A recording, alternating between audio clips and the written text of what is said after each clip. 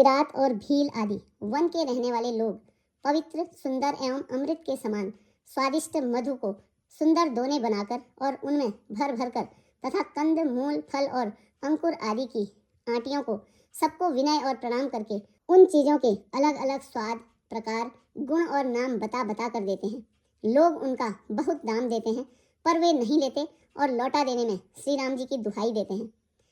प्रेम में मग्न हुए वे कोमल वाणी से कहते हैं कि साधु लोग प्रेम को पहचान कर उसका सम्मान करते हैं, अर्थात आप साधु हैं, आप हमारे प्रेम को देखिए, दाम देकर या वस्तुएं लौटाकर हमारे प्रेम का तिरस्कार न कीजिए।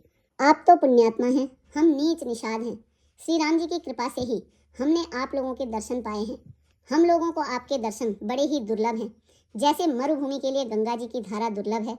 देखिए, कृपालु श्री रामचंद्र जी ने निषाद पर कैसी कृपा की है। जैसे राजा हैं वैसा ही उनके परिवार और प्रजा को भी होना चाहिए।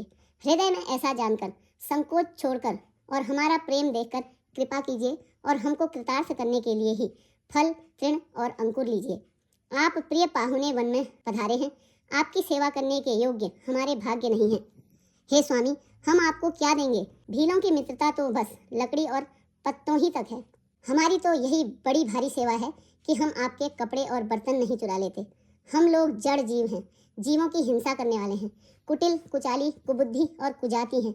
हमारे दिन रात पाप करते हुए ही बीतते हैं, तो भी न तो हमारी कमर में कपड़ा है और न पेट ही भरते हैं। हमने स्वप्न में भी कभी धर्म बुद्धि नहीं आती। यह सब तो श्री रघुनाथ जी के दर्शन का प्रभाव है। जब से प्रभु के चरण कमल देखे, तब से हमारे दुसह दुख और दोष मिट गए। वनवासियों के वचन सुनकर अयोध्या के लोग प्रेम में भर गए और उनके भाग्य की सराहना करने लगे और प्रेम के वचन सुनाने लगे।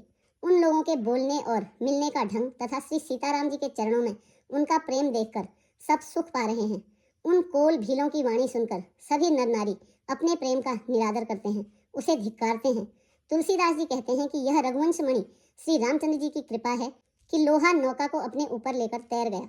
सब लोग दिनों दिन परम आनंदित होते हुए वन में चारों ओर विचरते हैं। जैसे पहली वर्षा के जल से मेढक और मोर मोटे हो जाते हैं, अर्थात प्रसन्न होकर नाचते कूदते हैं।